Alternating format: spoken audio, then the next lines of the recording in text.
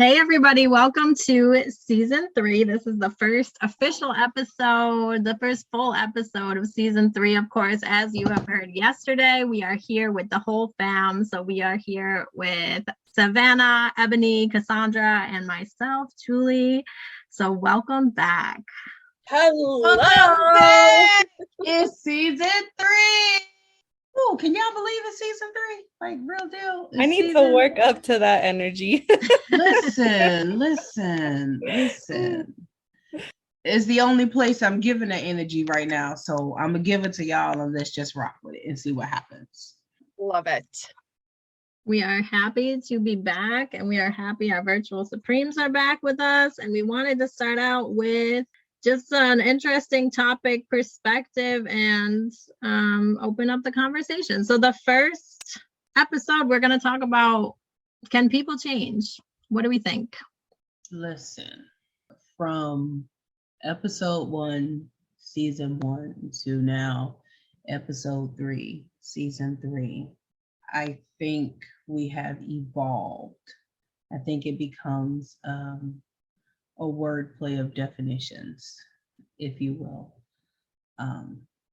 Can simply defines something that you're able to do something. So can you make a change? Absolutely. Will you, or do you find it necessary to make a change? That's a completely different topic. So, and I think it depends on how you define change. There is an evolution. We've had that. If you go back and listen, we've had that conversation about evolution and growth. And so I think we evolve. It doesn't always have to be a positive something, but we evolve into, depends on, what's the surrounding influences, and then we can evolve according to that. So change is possible. It's just if you want it, if that's something that you desire. So I see it as growth, not change, because at our core, we are who we are fundamentally. Our values can grow and our values can change, but who we are as a person, I think that's more growth than change, because our mindsets can shift, which leads us to personal growth and personal development. And I think it's more growth than change, because we are who we are, but what we do with that is our starting point of growth. I really like growth, not change. No, I was going to say what Savannah said. The way that you worded that, I really liked that. Well, because it's like, if you imagine a seed, right, of a tomato plant, right? It starts out as a seed, then it grows into the little green sprout, and then it grows into a full tomato plant, and then the fruits start to bloom, right? So our different values and our different opinions are the fruit of growth. That's how I see it. There you go again, Cass, making it a visual. I appreciate it. No, I feel like based on maybe even myself, people I've been around, I feel like, yeah, like you are who you are fundamentally. You can't change that, but there's certain aspects of yourself that you can change as long as you're willing to, because there's a lot of people who aren't willing to make that change, or who are closed-minded, or they're very set in their ways. And for those people, maybe change is not possible. But I think if you want it, and if you're willing to work hard for it, that change can happen, growth can happen. It's just dependent on each person. I agree with all of you, actually. But as far as can you change, it has to be internally motivated. And if it's not, You cannot. That's the same reason why people go to rehab and it's not successful, or they say you can't stop your family member from like doing drugs or something, because it has to come from them. They have to have a strong enough motivation to stop. And if they don't, then you can't help them. They have to want it. And you can want to change and not want it bad enough, if that makes sense. Like there are things that I would like to change, but like I don't want to change it that bad, if that makes sense. I don't want it enough. And that's why I haven't been successful in changing things. So you have to want it more than the demons on the other side of it. Is it worth the work behind the necessary change in order to make that change? Like, is it worth it, the extra effort and the extra time, or is it better to just stay stagnant? Like, does that make sense? Yes. So I'll give an example for me. So I am not the healthiest person. I'm not unhealthy. I eat very healthy. You wouldn't know it necessarily. I don't exercise. I walk my kids to school, but I don't actively make an effort to exercise. I could. I don't want to. I don't have any impulse pushing me to that way. I don't have any like risk to my health at my present time. And I know that if I did put in the effort, I could be like really snatched and looking nice. But I also am an emotional eater. So I know that if I don't address that I wouldn't be successful. And in order to address that, I have to address the demons that are associated with that. And that's not something that I want to do. It may be at some point, but currently that's not something I want to do. So you have to want, like, do I want to be healthier? Yes, but I don't want it bad enough at my present point. So I think, again, it has to be internally motivated, and it has to be so strong that every other option is no longer an option, if that makes sense. Okay, so I want to go back to two things. To Cass, you, when you describe, because for the virtual Supremes, I'm not that visual picture type person, not externally, internally, yes. So you described the tomato and the plant, the seed versus the tomato as the fruit blooming from that. The difference in stages, is that not change? You described it, it is growth. However, is that not change? And to the second point, Savannah, you mentioned I think that was the group consensus, that internally we are who we are, and that does not change. However, I would submit to you, if our influence is changed, then we can change. For example, a really good book by Ron Stallworth. They made it into a movie a couple years ago, The Black Klansman. And he was a Grand Wizard in the Ku Klux Klan for years.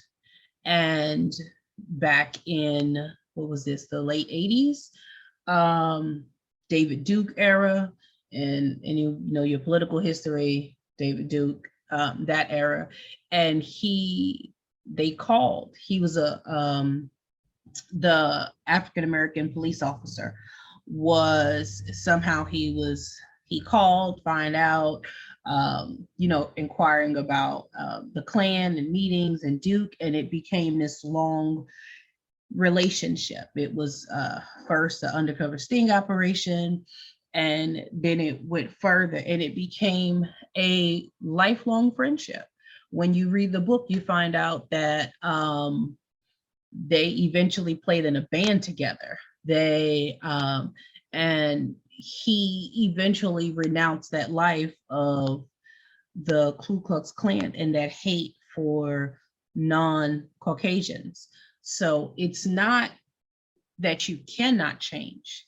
It is that, for me, you are not giving the tools to change. So to Jules's point, if that's not a desire of mine, then absolutely I'm not going to change. However, it may not have been a desire of his, and but is not the right word.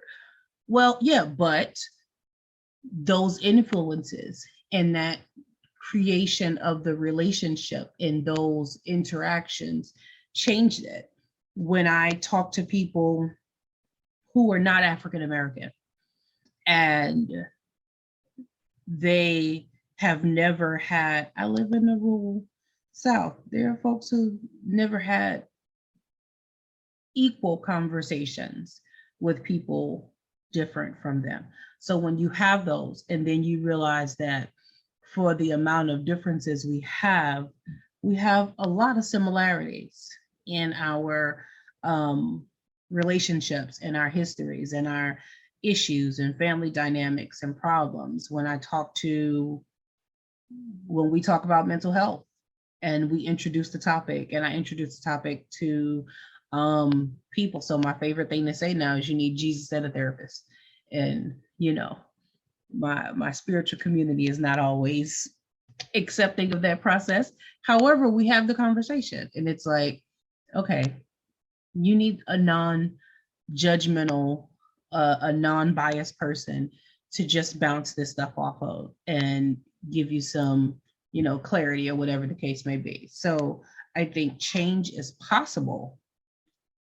And I want to say is inevitable, that somewhere along the line, you're going to change. Can you change that internal? Absolutely. So I would please, for the two of you, speak to those two issues. So you brought something up for me. You guys know I like my tools in my toolbox, and you said tools and it triggered me. So I'm curious, do you guys think that relationships are a catalyst for change, whether it be a friendship, a colleague, whatever? But I also believe that relationships can deteriorate the change process as well. For example, we have a very good friend who unfortunately is suffering with a lot of alcohol and substance abuse problems. And I want to be the person to just go up to him and shake him and be like, bro, like I want to help. I want to be the person to help him change. But everybody else around him's like, well, you can't fix stupid. But that's not the point. It's the point of everybody's identifying that he needs to change his behavior pattern because now it's ruining his life, you know? So I want to be the person to shake him and be like, yo, like, wake up. Like, you have a whole life ahead of you to live, because I see the other side of that. And unfortunately, he doesn't see the other side of that yet. I think to that comment that, and this might be my personal opinion, but I think that the negative influences are much stronger than the positive influences. So in any situation, if a person is heavily influenced in detrimental ways, that's what they know and that's what they fall into, because it comes with a ton of baggage, a ton of life experiences, a ton of heavy stuff. So there might be positive influences, but if they are still in an environment that's heavily negatively influenced, it's really hard for them to change, even if they want to again. Because if those influences continue, you got to get way deeper than the drinking. You have to get into, why am I falling into these influences? Why are their influences more important than others? Like, it's a whole thing. So I think the negative influences are way stronger. Yes, I agree. We were just talking about this yesterday because your girl had her first mental breakdown of the quarter. Okay, first of all, I'm not ashamed to say that because I'm very aware of my mental health and I know when I hit my breaking point. So me saying that is me normalizing the conversation in my mind. But my mom told me to stop being an emotional punching bag for people, which as a therapist, you kind of are an emotional punching bag for people. But at the same time, if you internalize those emotions, that stops the change process. That stops the growth process. That's the burning sun on your tomato plant, killing your plant. That's dulling your sparkle and that's dulling your potential. And that's my soapbox for this podcast. Thanks. Can I just make a comment that for any of our listeners who have listened to us over the past 2 seasons, Cass continually talks about how young she is and how that she is younger, so she therefore doesn't have the same experiences. But there is a lot of wisdom that you have for your age. A lot. I second that. I just second the wisdom part. And to our conversation, the fact, Cass, that you can say at this point that I needed a mental health day. I'm struggling. That fact that you can voice that is evident to me of change. And in your example, my parents used to say something growing up: when you know better, you do better. And when you do better, the responsibility becomes different when you know better. Should we have done something and we didn't know that this was the wrong thing to do, our consequence and the consequences that we earned, they were different than if you blatantly disrespected and did something. So for your friend who, if you were not taught better, to Jules, when she talks about her childhood growing up, her outlook, her perspective, what was around her, it's very different than what her outlook and her perspective, not my assumption, her words, what her perspective is now, because she did not know better. Once you become enlightened and you step into the light, if you will, then you are expected and held to a different standard to do better. So for your friend who they say you can't fix stupid, and that's something I say, trust me. But if all you know is stupid, just for the purpose of your example, if all you know is stupid, then I don't expect you to do anything other than that until someone, that relationships that you talked about, they can be detrimental and they can be positive. I can encourage you to do the wrong thing, or I can encourage you to do the correct thing. So that those relationships, I think back to my time of teaching, and I taught multiple grades, but I would look at, I had the privilege of working in a very small school when I started, a very rural school. So they went from K to 8th grade. Some of those students had been going to school since they were 4 years old together. And the relationships and the way they played on the playground at 4 and 5 and 6 is very different than the way they gathered, same students, in 6th, 7th, and 8th grade. Because by that time they had been taught differences and taught this is what you shouldn't like, and we're not going to like this person, and you're African American, you're Hispanic, you are Latina, you are small, you're big, whatever. We don't get taught we don't come out with those. It's the same argument of nature and nurture. So those are not nature, those are nurture, those are the influences of the environment. Can you change? Absolutely. We were having a meeting yesterday and we talked about what happens when someone regresses. That's change. It's just not on the positive end of the spectrum of what that change is. So I think all of those things are part of the influence of, can we change? And the question then has to evolve to, or grow, whichever way you want to look at it. What are we changing to? Yeah, I feel like the regressions are less I mean, it is change, it's a state of change, but I think to what Savannah and Cass said, which I initially disagreed with, but I guess I agree to a point about who you are.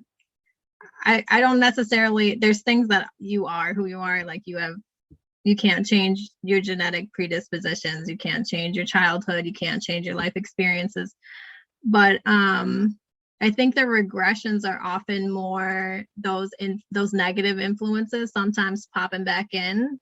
So it's not necessarily that you're changing for the worse. It's just, well, I mean, it could be, but in a lot of instances, it's life hits you in a negative way and you fall back into the things that you have been fighting to be better than, because again, I think those negative things are a lot stronger than the positive. I just feel like in terms of like addicts, addicts with kids, like the negative influence more often than not is more powerful. And like there's so many kids that have to grow up without parents because these parents are in active addictions and lose sight of what's important and lose sight of the reason why they should change. Like the negative influence is stronger. Like you think as a parent, and that some of us are parents here, it's like you would never do anything to jeopardize the health and the safety of your children. And as like people who are addicts, their minds just don't work like that, and they're choosing this negative influence and they're changing for the negative, and their kids should be the positive, and it's just such a stronger influence. So what you said, Julie, it's like it's right. Like when it's negative, it can be much stronger. And those people who do change and do regain custody of their kids are able to be involved in their family's lives once again. Like that change is not easy. It's harder than staying on that negative path. Like, and props to anybody who's able to make that change, because it is not easy. I don't know from experience, but I can just imagine. Yeah, and to And maintain. Mm-hmm. like on another note, like before coming to Walden, like in my undergraduate, my associates, high school, as far back as I can remember, like I was always the bare minimum.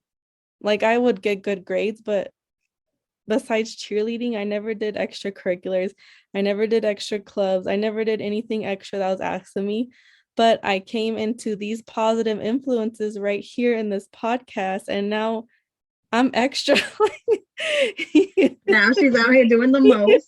Yeah, she's like, supreme. She's a supreme. You guys helped me. Like before, I was just like, no, like I'm so busy. I don't have time for this. Like I need to go to school, come home, and I'm done. And it's like now I see the benefit of being in these extra clubs, these extra committees, these extra associations, like just putting in that extra effort is really going to benefit me in the long run. And that's a thought process I didn't have before meeting you guys. So I also had a very strong positive influence on a personal level. We're dragging you with us every step of the way.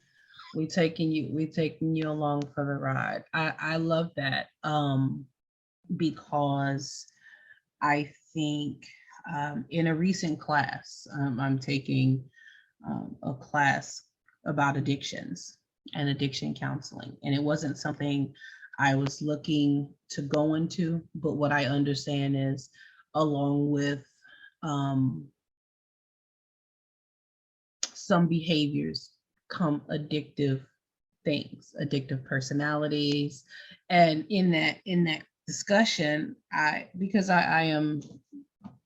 try to be very transparent and authentic in what I do. And I talked about food being an addiction for me, for members in my circle, that everything is surrounded, whether it's good, whether it's bad, everything is surrounded by or those issues, when you celebrate, when you're hurt, when you're angry. Jules talked about being an emotional eater. So one of the things I understood, or I'm learning and understanding, is about with whom and what you surround yourself with. So as Savannah talked about the influence of the Supremes and what's happening, I attribute this in part the same thing for my virtual Supremes. You all know I am transitioning on this vegan journey, and it was in part Cass. You know, now I'm not dropping the Peloton, like that's not my life, but being on the and looking, because if you follow Cass, and please, you know, hit her social medias up. If you follow, you'll see it, you know, when she comes off of a ride and you see the calories and the minutes, and I'm looking and I'm trying to be on the bike, and I got some other, you know, health concerns that I'm working through. And I'm like, I did all that for 50 calories? Wait a minute. Whew. And I have to take a moment, but now it's made me cognizant. So when I'm looking at something and I'm determining whether this is going to be the thing I eat or the thing I don't eat, and I'm like, oh, we were literally recording and I was angry and I had an outburst, and because I had to count out 15 almonds to make it look, what is this, a serving? So it doesn't matter what it is. The change is inevitable. That's going to happen. The plant transition from the seed to the tomato. I think everything, there is an element of change. The question becomes the mitigating circumstances and what's going to develop your change. Jules and her introduction to a new world when she started her undergraduate life. Cass and developing and understanding that at this point, my self-awareness and my mental health matters. To Savannah's point, and transitioning from, you know, life past cheerleader, whatever it is, I think it's inevitable. It's a part of the process of growth and development. Change is going to happen. However, it becomes what's around me that's going to influence my change. Am I going to have that experience like Ron Stallworth? Am I going to have the experience like Savannah expressed and becoming supreme? Or do I use Cass's example for her friend who's drinking his life away, and those influences? Like, does somebody around me care enough to say, I want you to do better. I see this error, I see this flaw, and I want you to do better, because change is uncomfortable. Growth is uncomfortable. If you stay comfortable, you're stagnant and you're stale. You can't grow if you don't step out of your comfort zone. So it's not that can it happen, it's inevitable. And what's going to be the surrounding circumstances that's going to guide or help to develop that change? I think there's a lot of strength that comes from the growth process too, and through the change process, because the more empowered we feel, the more positive change comes further down the road. Going back to your example, Ebony, of where we were, our first podcast, you know, we used to have 3-hour podcasts, and now we're cognizant of, I mean, y'all could listen to us for 3 hours. Don't lie. I know you all could. But I think that's growth, and that's maturity in the content that we put out. And that's a positive change, you know, because we're not putting out 3-hour podcasts, but in the short amount of time we're putting stuff out, the stuff we're putting out is bomb, is good. And that's all I'm going to say. I mean, I wasn't a part of season 1 or season 2, but I mean, I was for one time in season 2, but I, listening can tell the difference. And I just feel like being a part of it now, like there's no awkwardness. There's no, like, it's amazing. Yeah, Savannah was around at the Genesis. She was just hanging out. So she's seen us the whole time. I mean, none of us are ever awkward, so. That part. I mean, say it one more time for the people in the back. Yeah, everybody here just like clicks. It makes sense. Like this group makes sense. I think that speaks to change though, because, and it's not always perfect. Like it's not always connected. The Supremes and I just went through a time of transformation, if you will. And that took us to a level of change. And I would hope it brought growth for each of us individually. It did. It required some transparency and some honesty. I think that's a part of change when you're discussing what change is, because for me, I'm going to still say it's inevitable. I don't care how you wrap it, how you define it. Can just says that someone is able to. Can you? It's not a. The question becomes not are you going to change, but in what manner is that change going to produce itself? Because it's going to happen. We change physically, we change emotionally, we change in maturity wise. Hopefully we become better. The saying is with age comes wisdom. Hopefully that's the case. And our country has changed. It still needs to change, but the way life was in 1900 is not the way life is now. So I think change becomes inevitable. Anyone that makes an effort, when you tell for those of us that are parents or even in our educational lives, we say, you know what, you didn't do your best, but you'll do better the next time. That is an implication of change. Or, you know what, I studied, I got an okay grade, but I could have done better. That is the implication that change is going to happen. I regret that I hurt you. I regret that I didn't honor my commitment, or I regret I responded this way.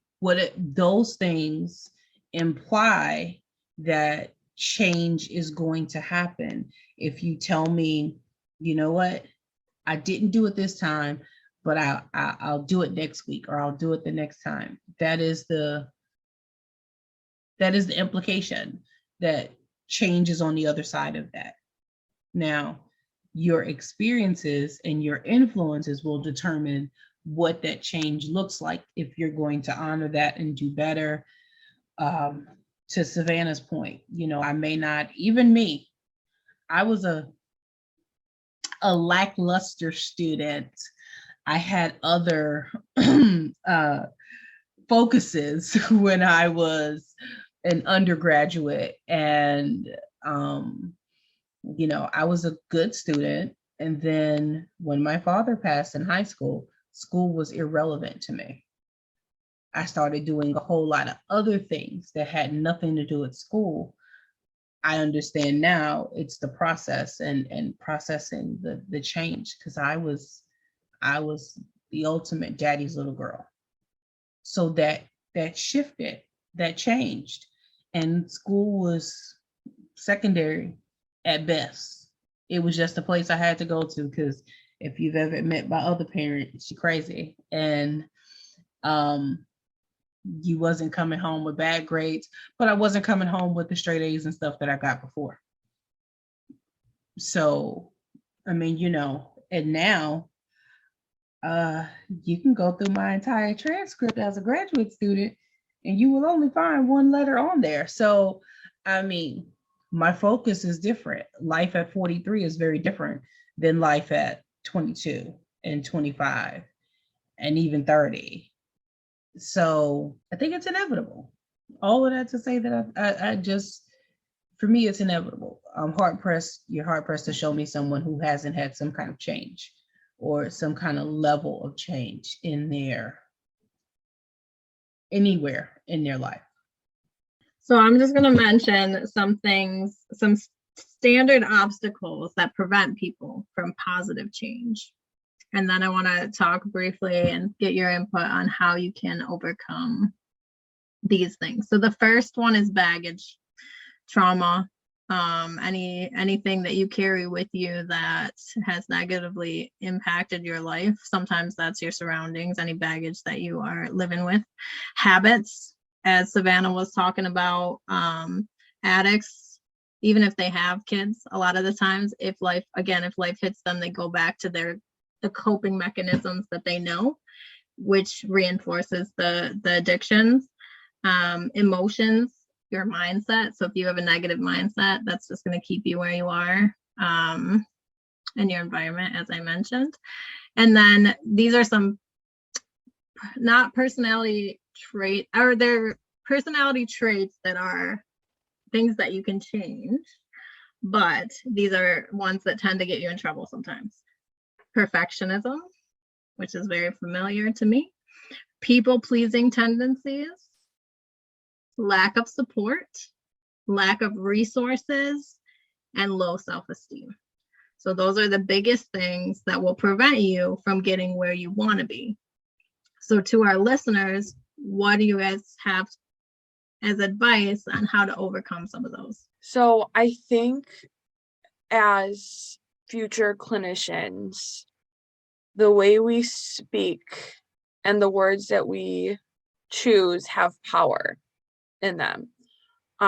So for example, instead of saying, I don't know how to say this.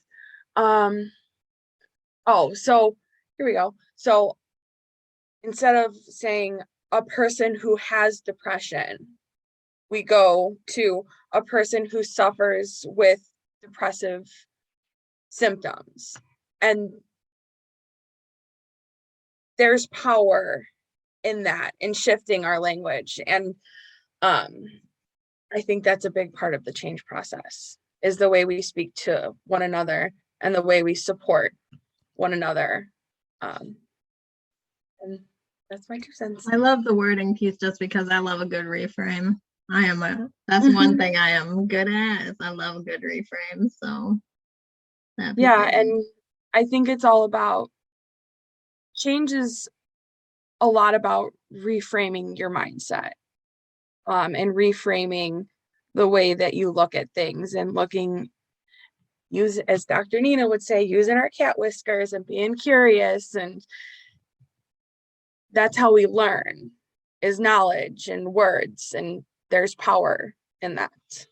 I feel like overcoming those barriers, again, it's like weighing is putting forth the effort worth it? Like, if you say you have, I don't know, like you have a complicated relationship with, or are separated with your partner, and you guys have kids, and it's like you're trying to move on, or you're trying to find the positive in life again, but you still have this baggage. Like, how do you change that? How do you overcome that? Like, is it worth separating yourself completely from that person, especially if there's kids involved, in order to have those positive changes in your life? But you can also regress too, like change for the negative, like give that baggage the attention. And it's just, the work that has to be put behind it. Like, what are you willing to do in that situation? I agree entirely. I don't think it's just the work, it's the negative, because in the situation, I agree entirely. So if you're, whether it be your family or even if it's not your blood family, like what you've grown up with, like especially if you have substantial history with whatever it is. If that's all you know, that's what you built your comfort system, that's what you built your coping, that's what you built everything that you've built. And if you built a child, that's significant. So what is the flip side? You know, if you cut that off entirely, that's not just you. That's implicating relationships with other people, your children. Like maybe you have a bad relationship, but your children don't. So are you willing to better your own mindset to the detriment to your child, which is intense? And like I can tell you in my personal life, I wouldn't do that. And it's not always positive. But you have to weigh it out. So some people, again, you might want to change, but there's certain things that you can't. If you can't get out of the situation, because sometimes that's what it takes, getting out of the situation. If you can't entirely, you just got to use whatever tools you can to make it the best it can be. And like, how much would it suck to be in a situation that you want to change so bad, but you can't? You can maybe put a band-aid on it and make it better for a little while, but I guess there are some things that it's like, no matter how much you want it, you can't change it completely. You can't get rid of it completely. I think it's subjective, each of you, and it has to be, and by no means are we saying virtual supremes that you stay in something that is detrimental to your health. But however, I think it becomes what you determine is best for you, even if it's small changes, even if it's, okay, well, maybe I'll do this. And when kids are involved is very different. I completely, I understand that one. So you do things to remember how we started, or to yesterday's Spotlight Sunday, when you were talking about self-care, Savannah, and you find the steps that's going to make it better for you. So to answer Julie's point, I think there are 3 things that I would say to keep in mind, is that you can't force change. To Jules' point, when she said, if it's not something I want to do. So it doesn't work when it's external. You have to want to do it. Change takes time and it takes effort. It takes work. It's uncomfortable. If it was easy, then the change wouldn't be required. And change doesn't always follow a straight line. Savannah talked about addicts and that road to recovery. Statistics say addicts will try 6 or 7 times before they are at a point where they're walking the road of sobriety, whatever that sobriety is. I will say domestic violence victims, same kind of thing. They take multiple times before they get out of the environment. So it's not a linear process. It's not, okay, I see this, like the steps of the plant growing, and Cass plants the seed, and then whatever, I don't have a green thumb. I literally have a black thumb, no pun intended. Like I can't keep a cactus alive. So, you have to remember that it's a process, and to not only give yourself grace in the process, but offer that grace to someone else in the process. And as I think of those 3 things, there is a quote that I love from George Bernard Shaw that says, "Progress is impossible without change, and those who cannot change their minds cannot change anything." So it is always first an internal something, and shifting your mindset. And then from that shift of mindset, you can, if you can think it, you can believe it, it can then be manifested. Manifestation. We manifest good things into the universe for not only ourselves, but for each other. So for mindfulness this week, our first mindfulness of season 3, one of my professors actually posted this, and I'm going to send Jules the picture so that we could put in our resources. So it's 7 things that mindful people do differently. So the first one is approach everyday things with curiosity and savor them. Forgive their mistakes, big or small. Show gratitude for good moments and grace for bad ones. Practice compassion and nurture connections. Make peace with imperfections inside and out. Embrace vulnerability by trusting others and themselves. And accept and appreciate that things come and go. And I think all of those are imperative to the change process. And they're all not easy either. You definitely have to work for those and practice it for it to be effective in your life. I was just reminded that so recently I did something and I was like, I am so stupid. And then I immediately corrected myself and I was like, no, I made a mistake and people make mistakes. And then the very next day I had a conversation with my mom and she's like, I am so stupid. And I was like, nope, you made a mistake and people make mistakes. So that's one of those things, give yourself grace and also forgive your mistakes, because we're so conditioned to, like, when we do something wrong, to be like, oh, I'm such an idiot. No, I'm not an idiot. I did something and I will not do that again. I made a mistake. So I love all of those. It's what I did. It's not who I am. Exactly. I am not the sum total of Ebony is not Ebony's mistakes or errors. That's not the sum total of the representation of who I am. If you take a snapshot, it's that moment in time, but that moment in time changes. And when that change happens, there are consequences to the decision, the good behavior, bad behavior, whatever it is. But I am not the sum of my mistakes. I am more than that. So I dig that. I did that. So as we have Miss Savannah here with us, you're a self-care guru. So what is your self-care recommendation for our virtual Supremes this week? I think everybody listening or everybody here in this podcast should dedicate a few minutes to themselves. I think personally I will be like an hour, but I know that's not realistic for everybody. But for yourself, like, I know being with our kids makes us happy. Sometimes work makes us happy, but something that's not that, something that's for leisure, something that you enjoy. Get in touch with your hobbies again. Find something that you enjoy doing and just spend a few minutes doing that. Casper in the chat, treat yourself. Treat yourself. If you haven't seen the meme or you haven't seen Parks and Rec, you don't know how to treat yourself. Would highly recommend. For real.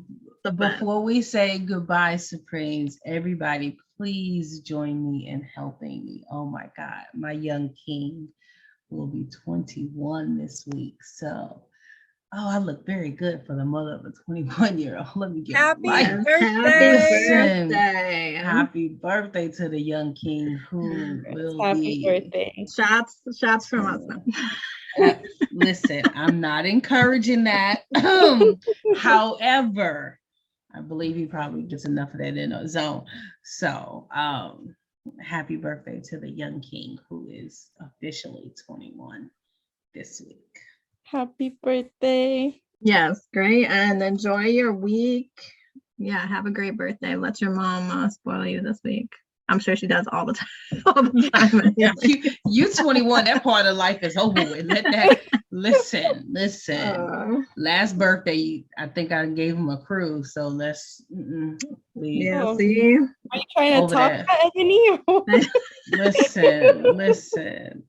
Look, we'll talk about spoiled kids in other podcasts. I think he's been traveling internationally since he was, I don't know, 8, 9. Yeah. Podcast, that episode's gonna have to take on multiple episodes. Yeah. That part. Yeah. All right. Amazing. Well, we hope he has a wonderful week. And we are so thankful that all of our virtual Supremes are back with us for season 3. And we are so happy Savannah is here. Mm-hmm. And we just hope everyone has an amazing week. Get in some self-care and some mindfulness. And we will check you guys back out next week. Oh, and welcome to our international virtual Supremes. We have international virtual Supremes. So welcome back to, I forgot to say welcome back because we big time, we international. Okay. Bienvenidos. Listen. Yeah. All right. Everybody have a wonderful week. Bye, guys. Bye. Bye. We out.